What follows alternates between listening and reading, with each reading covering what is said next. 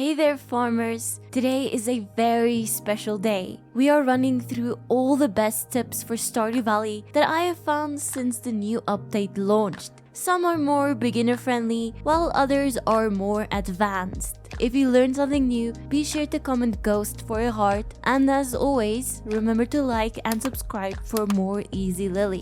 Let's dive right in. If you have just 10 hardwood and 10 moss, you can too own your very own mushroom log. Unlock that level 4 foraging and produces mushrooms every 4 days or 3 if it rains. Save them up for making life elixirs or just sell them, plus the regular harvests will quickly boost your foraging level without having to trek through the forest or chopping down trees. Now here's where it gets a bit crazy. You want to plant 10 non-fruit trees in a 7x7 square around a mushroom log. This gives it the biggest chance to produce 5 mushrooms per harvest. And if you want to really max it out, you can eventually replace these with mystic tree seeds to produce significantly more purple mushrooms. They're the most valuable of all the fungi, so it's the best way to turn your mushrooms into moolah. Don't want to get burnt in the volcano, but still want to alter your weapons? Well, good news gamers! There's no need to dodge lava monsters anymore. Simply unlock the Mastery Cave and complete the Combat Mastery.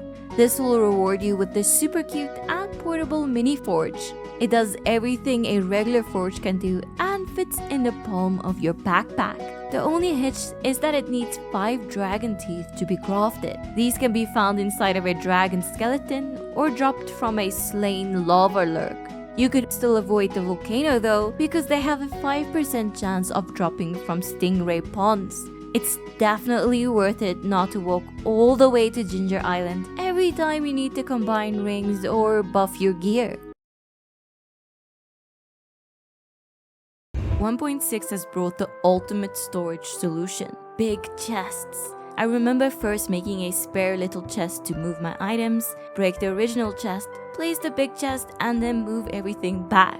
It's not too much effort, but it can become a big hassle when you have a bunch of chests to replace. But did you know that our dearest prophet Concerned Ape already knew that this would happen? It is possible and encouraged to simply place your new big chest right on top of an existing small chest.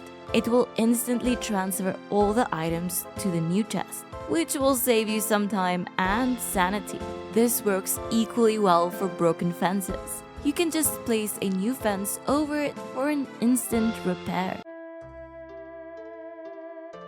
One of the best farming loot items in the game is the pungent monster musk. It doubles the amount of enemies that spawn in the mines, making it perfect for topping up your loot, completing the Adventurers Guild, or leveling up your combat skill. It's now possible to unlock this powerful buff in year 1 already, and it's all thanks to the bookseller. Don't forget to check your calendar for this little balloon, which means the bookseller is gonna spawn near Joja Mart. The bookseller will trade you the Combat Quarterly book for the Monster Musk recipe.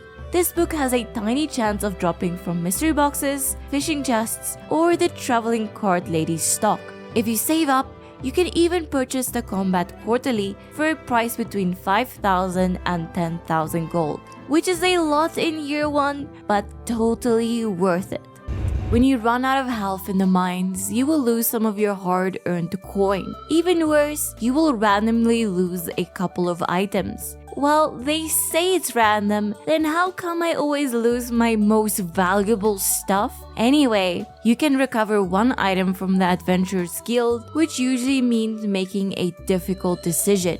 In 1.6, you can now find a brand new hidden merchant deep in the secret forest. For a flat fee of 10,000 gold, you can recover unique items that you've unlocked but no longer own. This only applies to items that are literally impossible to get your hands on again after losing them, like arcade machines or the life-changing Joja machine and Iridium Krobus. It's a small step towards recovering more lost items from the mines or anywhere else in Stardew Valley. But yeah, this won't help you get that rare sword or valuable meal you dropped when dying. Perhaps the secret merchant will expand their inventory in a future patch.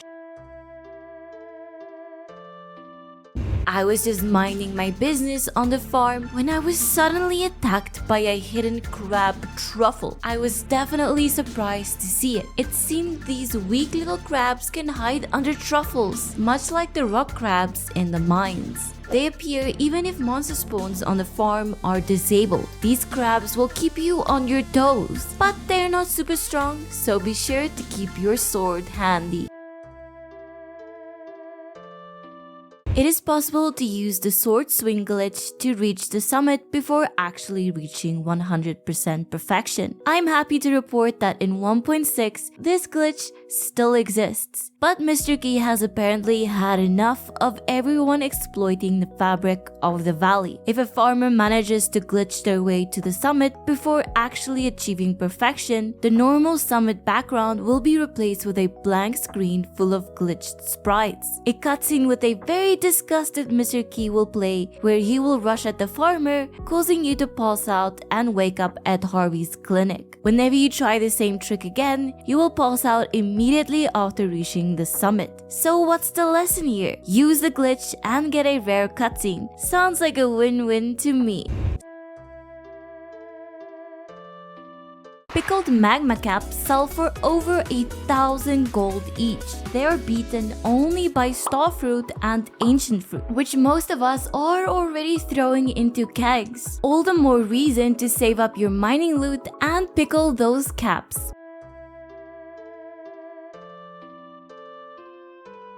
Once you unlock the Mastery Cave, you should consider picking Combat Mastery and get your hands on a level 4 parrot egg. You cannot get a level 4 parrot egg until you have a whopping 750,000 gold in total earnings. After that, pour on some monster musk and head to the dangerous mines. I prefer floors 40 to 50 because there are a lot of monster swarms to farm. I would also recommend wearing the burglar and napalm rings to breeze through the enemy waves and maximize item drops. I have made close to 70,000 gold in just a single day from using the parrot egg, not to mention all of the loot and resources. Have you ever accidentally dropped a valuable item only to see it sink out of reach? Well, in the latest patch, your items will now float for a short time, giving you a chance to quickly grab them before they're gone forever. The magnet ring will help you with this as well, so be sure to slap it on whenever you can.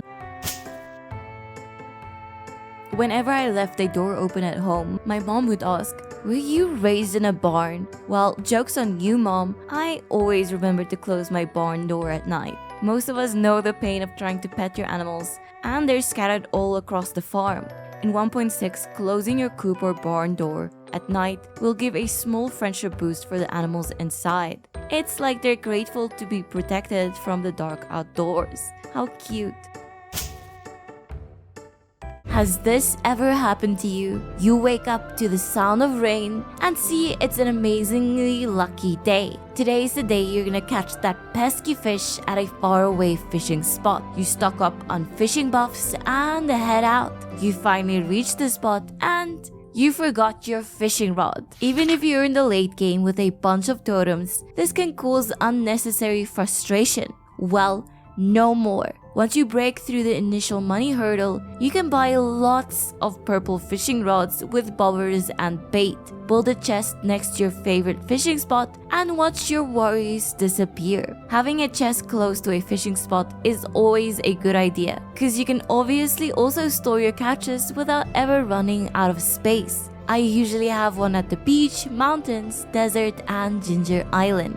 Happy fishing! The Feast of Winter Star got updated in a major way. Make Santa happy and he'll leave you a few mystery boxes to help your cause. First, get yourself a table. In true festive spirit, you can put up some milk or cookies on this table before the Feast of the Winter Star. And the next morning, it will be mysteriously replaced by a mystery box. You can leave cookies as well as normal or large cow or goat milk. This is honestly such a cute addition, and I'm happy for another way to get mystery boxes since it'll help getting enough golden boxes for more magic rock candy. Thanks, Santa! Next is St. Patrick's Day. It's a secret little edition, but I love it nonetheless. On the 17th of spring, head over to the Cindersap Forest and approach the waterfall near the abandoned house. Here you'll find a pot of gold waiting for you at the end of the rainbow. The pot drops the adorable leprechaun hat and a spot of gold. This happens every year and can be a welcome early money boost in year 1.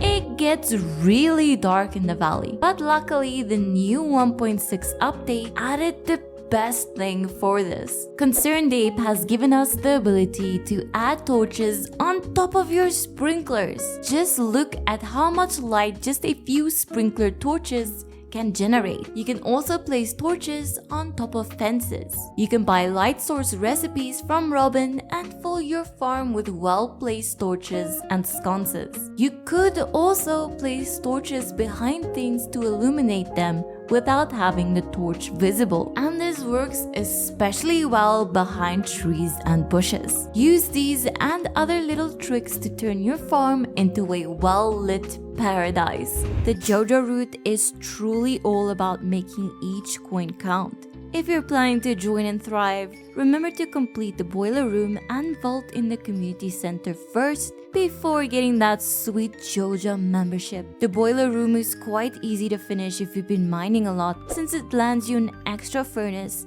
a small magnet ring, and most importantly, repaired minecarts. Salman crunched the numbers and says the vault is about 5k cheaper than its Jojo counterpart for getting an early crystallarium and unlocking the bus to the desert. When doing a Jojo run, I usually rush to get that beautiful blue membership card before spending any serious coin elsewhere. So thanks for this tip, Salman.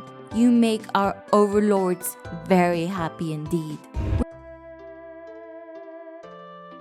Did you know that you can actually plant grass in any of the NPC's houses? There's no good reason for this, but do you really need one? Now everyone in the valley can feel the grass between their toes in the comfort of their own home. With the Adventurers Guild, you'll be able to buy powerful gear once you've reached certain milestones down in the mines. This is gonna be life-changing, especially when playing multiplayer, since everyone can buy a newly unlocked strong weapon. This includes the Crystal Dagger at level 60, Obsidian Edge at level 90, and the super rare Work Boots. This used to be the rarest item in the game, so it's good to know that you can buy this at the guild. No more fishing for this one. As an added bonus, you can read the book titled Mapping Cave Systems for a 50% discount on the item recovery service.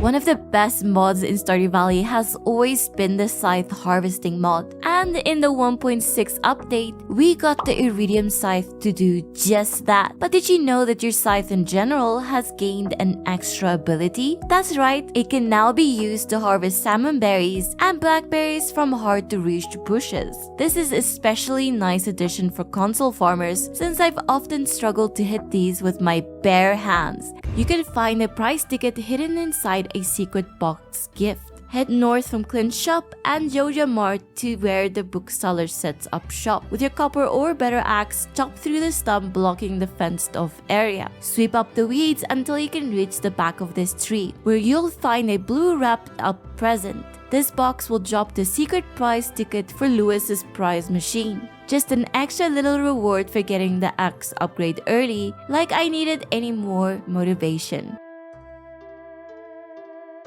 The next tip comes from one of my favorite creators, Evolution. If you haven't seen her Terraria playthrough yet, I would highly recommend checking it out. She grants us the forbidden knowledge of a Terraria Easter egg, where you can throw an ancient doll into the water of the mines on floor 100. Strangely enough, this doesn't work by just dropping the doll out of your inventory. You have to actually hold the doll above your head and interact with the water. I'd recommend checking out this one for yourself as well. RIP Ancient Doll. Another great tip from Emma points out how underrated trash can upgrades are. You might be tempted to go for your tools first, but be sure not to neglect your trash. Once you start unlocking trinkets, the skull caverns can give so much more gold for the smart recycler, and you will have enough backpack space for more items like magma caps. The ancient argument of what cave to pick is finally at an end. Lily has come to settle the debate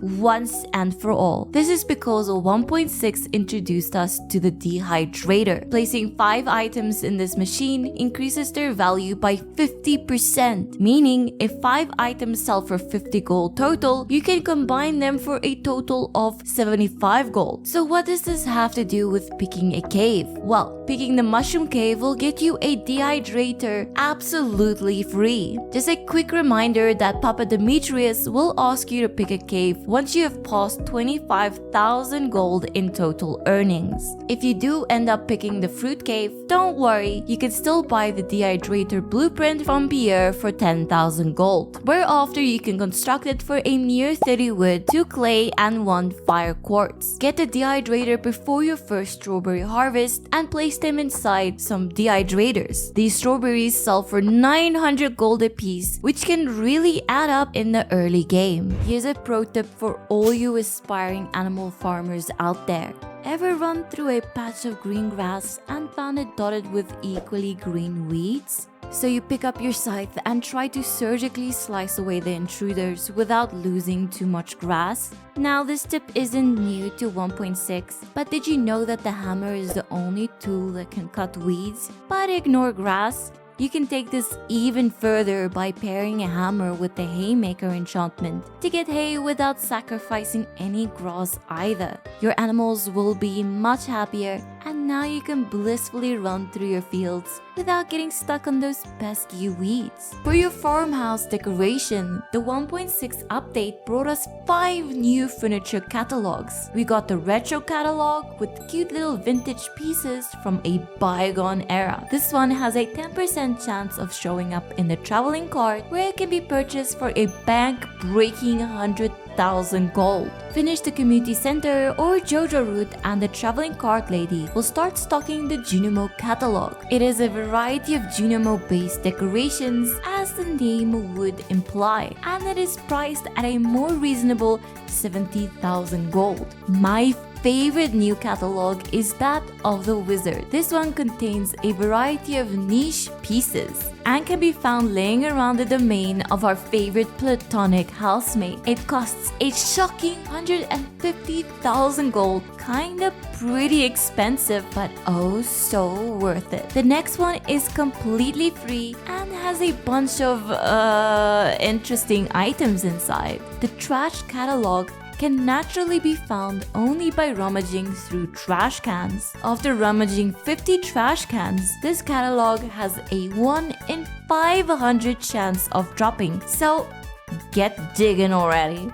Did you know that you can gift your books to NPCs? This is something that doesn't always appear on the wiki. Penny is the valley's resident bookworm, so naturally she will love any book you spare her. And she's not the only one. Laura says that Pierre will be overjoyed to get the prize catalog, but we'll have to play around to see who else shares this love for reading. You can place a staircase in Lewis's bedroom that will lead you to a basement stacked with a barrel maze. Make it through and you will be rewarded with a pair of purple shorts. But here's where it gets crazy. A pair of cursed purple shorts will spawn when you pick yours up. It'll fly around and try and hit you, all while being completely immune to all attacks. This is both creepy and hilarious. You can also repeat this trick as many times as you want. You can put the regular purple shorts in Emily's sewing machine along with a gold bar, and you will get trimmed wearable shorts. Once you have your hands on Mayor Lewis's purple shorts, grab a fishing rod and head to your favorite fishing spot. Place the shorts in your tackle spot and your bobber will transform into the distinctive lucky purple shorts bobber. You're basically harnessing these charming shorts to win over the fish. This bobber prevents an equipped tackle from losing durability, which is a quite underrated strat that most people don't even know about. And yes, I did discover this one in my never-ending quest to get the purple shorts everywhere I can. Now you'll have to place the shorts in the first slot of an advanced iridium rod, which you can get by claiming the fishing mastery. This is the only way to get the durability boost, but you could still use the shorts on normal rods. While you won't get the boost, you will be the most stylish fisher in town. I would definitely recommend this one for fishing festivals. Bonus points if the mayor is standing close by.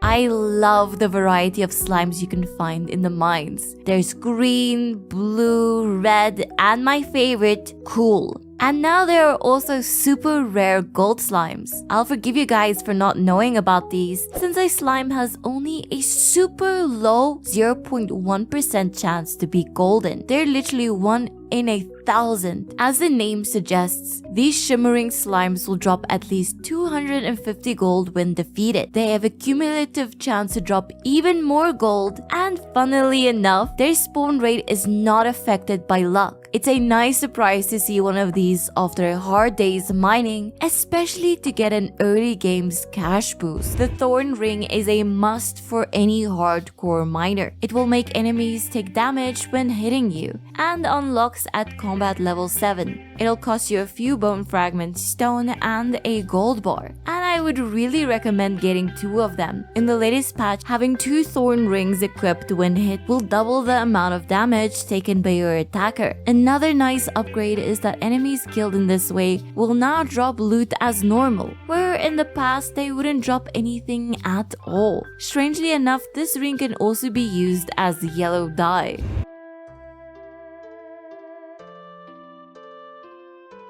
Just putting this one out there for my fellow fashion enthusiasts. Get a dresser. You won't even remember your life without it. I started out dressing purely for stats. Sure, I'd wear a cool hat now and then stuff them all in a closed storage chest. I've even seen people having a dresser just for aesthetic purposes. Like, did you know it actually works? So yeah, if you enjoy swapping out outfits based on the season or between casual and survival wear, get yourself a dresser. Is it Tuesday morning and you need some urgent building materials or a fresh farm upgrade, but your friendly neighborhood carpenter is off doing aerobics? There has to be a better way. Introducing Rain Totem on a Tuesday. With Rain Totem on a Tuesday, Robin won't leave the house and her shop will be open for business all day. Wow, thanks Rain Totem on a Tuesday. I mentioned you can keep Robin in her house by using a rain totem on a Tuesday. Well, Monday actually. So I just had to include this comment from Fleecy, who points out that you can still catch Robin on a Tuesday just as she leaves for yoga at 9 AM. This also works when she returns at night, as long as you time your interaction when she walks past the shop counter. Let's say you actually do enjoy venturing down in the mines as often as possible. Kazuya recommends using a heavy furnace. These babies can churn up 5 to 6 bars for a mere 25 ores and 3 coal. You'll need 2 normal furnaces and some iron to craft one of your very own. Chucking in 25 ores at a time gets pretty overpowered when you start entering the skull caverns with your trusty slingshot. It drops from level 40 of the normal mines, and I'd recommend loading it up with rocks early on to practice for bigger foes. Gold bars can also sell for around 375 gold each. So imagine 4 heavy furnaces giving you a cool 15k for getting emptied twice a day. And the iridium bars sell for even more. It's a lovely money boost for when you're tired of watering away your energy bar each morning. Something else to keep in mind is the 24 coal you'll be using daily to make that 15k.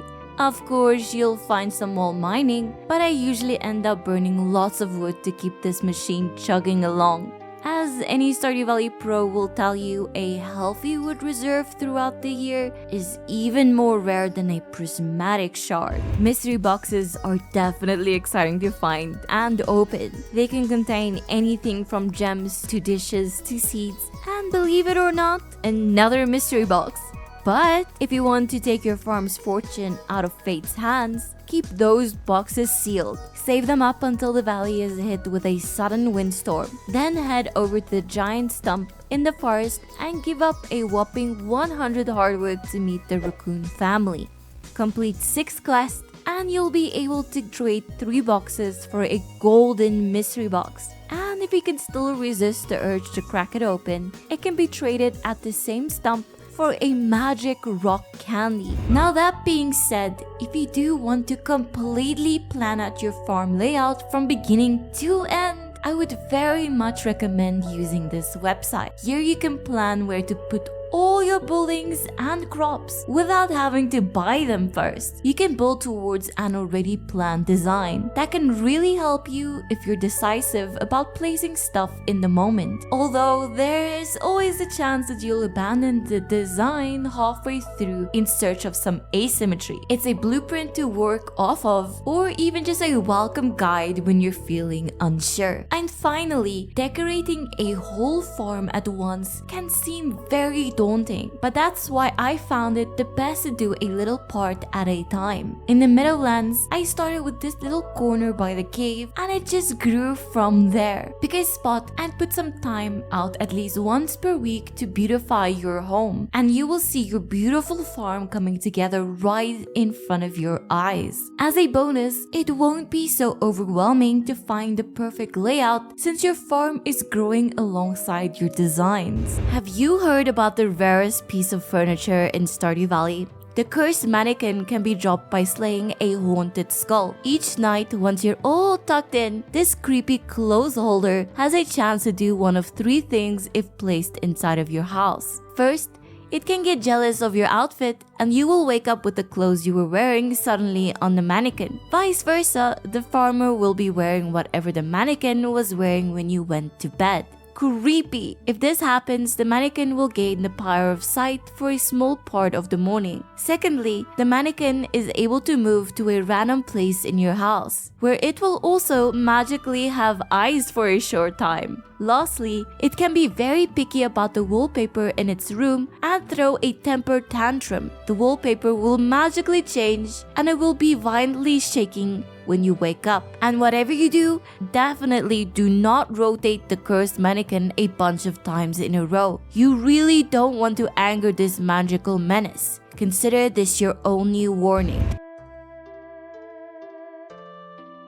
If you're one of the few farmers that managed to reach 100% completion, congratulations! In Stardew Valley 1.6, there's a secret reward for all you perfectionists. Once you reach the summit, wait for the witch to visit your farm. When this happens, there's a 60% chance she will be a golden version of herself, and she will leave you a golden egg. Incubate it and your farm will have a shiny golden chicken strutting about as a reminder of your great achievement. I love this secret because it gives us another reason to keep farming even after doing absolutely everything. One of the most annoying things in Stardew Valley used to be fruit trees. You'd save up and plant early, only to realize too late that something has been blocking your tree all season. A very welcome addition to the valley is that your fruit tree growth will no longer be blocked by grass and seed spots. It might seem minor, but I can already tell this one's gonna save us a lot of tears.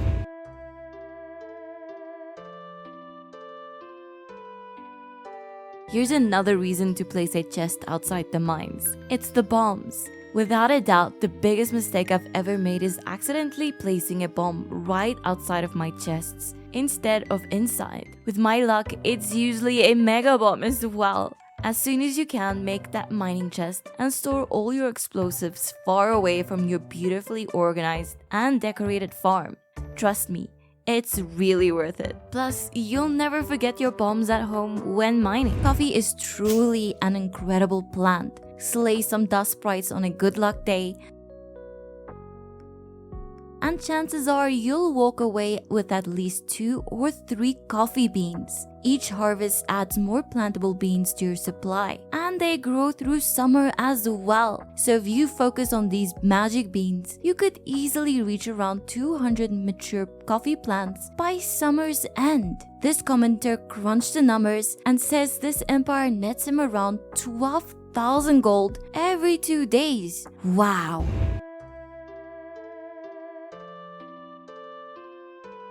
Something a lot of people still don't know is that you can actually paint your farm buildings. Head over to Robin's shop to customize your building to the color you have always wanted. I am over the moon that my future foresty Junimo farm will be complemented by pretty green buildings. Your legendary catches can now be placed inside of fish ponds as well, with the existing lava eel fish ponds still being used as a late game moneymaker. It will be interesting to see how our legendary beauties stack up against them. Their aura is so strong, they'll even change the water color to match their own. You can only place 1 per pond and you'll be blessed with a legendary row.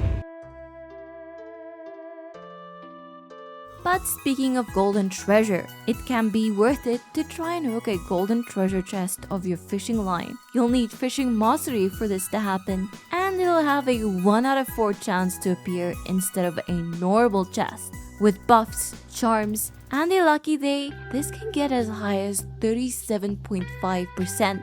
Just don't forget the treasure hunter fishing tackle. They contain iridium bars, fairy dust, or if you're extra lucky, a couple of books or star drop tea. It's a nice addition for endgame fishing, especially after getting that sweet mastery cave open. Trinkets are super underrated in Stardew Valley. These 8 special items were added in 1.6 and give boosts that can make a big difference if you know how to use them right. All of them are uniquely powerful, but I do have some beef with the fairy box. It took me long to find this one, which summons a fairy to heal you during combat. Let's just say you'll be better off eating some stinky seaweed than trusting this creature to actually keep you alive. The complete opposite of the magic hair gel sold by Alex at the Desert Festival. Easy to find, and it looks simply fabulous. Another good one is the ice rod, which shoots ice at enemies every 4 seconds or so.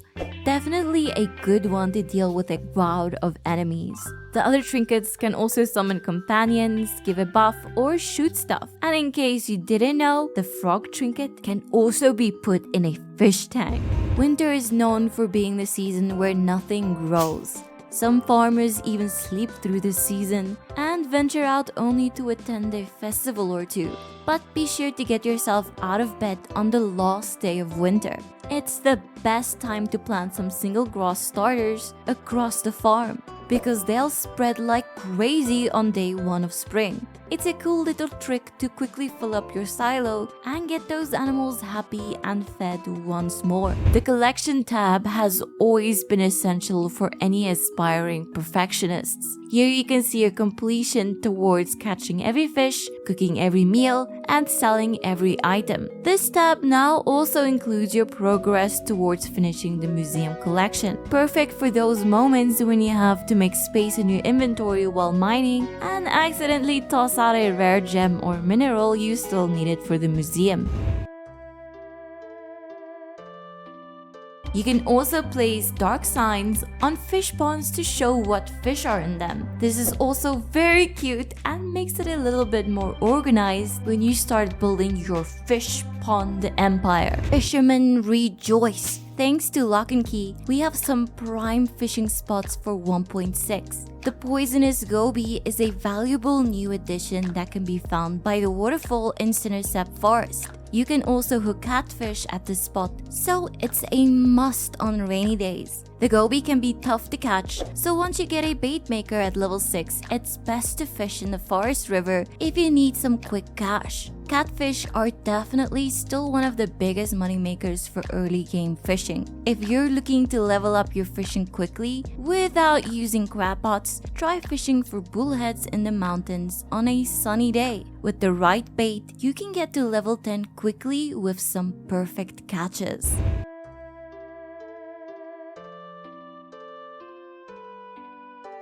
You're really gonna wanna get your hands on a fish smoker as soon as you can. There are luckily a few ways to do this. You can either buy one from Willy for 10,000 gold, get it for free when starting a riverland farm, or craft it yourself using the hard to find cave jellies. Smoked fish retain their original quality, so be sure to save up your iridium catches until getting this machine. Once the smoker is built, you'll only need a fish, a piece of coal, and 50 in-game minutes. And be sure to smoke rare fish like catfish to build an unstoppable smoked fish empire. Once you've got a collection of smoked fish, which are now technically artisanal goods, you can sell them to Pierre directly or drop them off in your shipping bin. This method is particularly good if you've got the fisher, angler, or artisan professions, as the fishing and artisanal bonuses will stack the value of each item.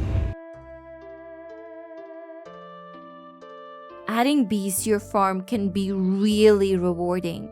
Build them a house and wait 4 days to get some delicious honey. You probably know that a planted flower can make honey even more valuable in beehives within 5 tiles from it. But did you know that honey has gotten an awesome late game addition? Flowers planted in garden pots will now also affect the honey type produced. This is great because it means you can place these flowers in spots that wouldn't usually allow crops. Perfect for when you're running out of farming space. The only downside is that these spots can't be watered with sprinklers, so you'll have to manually water your flowers until it's grown, or go the easy way and use deluxe retaining soil. Just make sure you don't accidentally pick up that flower. It helps to collect honey with no open inventory slots, just to make extra sure that the flower stays where it is. And there's another cool honey tip. Hives won't produce during winter, and if you leave them standing until spring, you can collect your first honey on the 5th. But if you pick up your hives and place them down again on the 1st, you can already collect honey on the 4th. At some point in the late game, Mr. Key will give you a quest to sell 500 key crops. This can take a while to do, but not with the right preparation. Use a treasure totem and dig up the artifact spots with your hoe. For best results, give your hoe the generous enchant. Another commenter suggests stockpiling as many geodes as you can and opening them all at once during this quest. What a mouthful! Did you know all 50 of the tips on this list? I'd be very impressed if you did, and it means you are a true Lillian. I'm looking to do a proper list of the best money makers in the future, which might even include 1 or 2 on this list. Thanks for watching, and I will see you in the next video.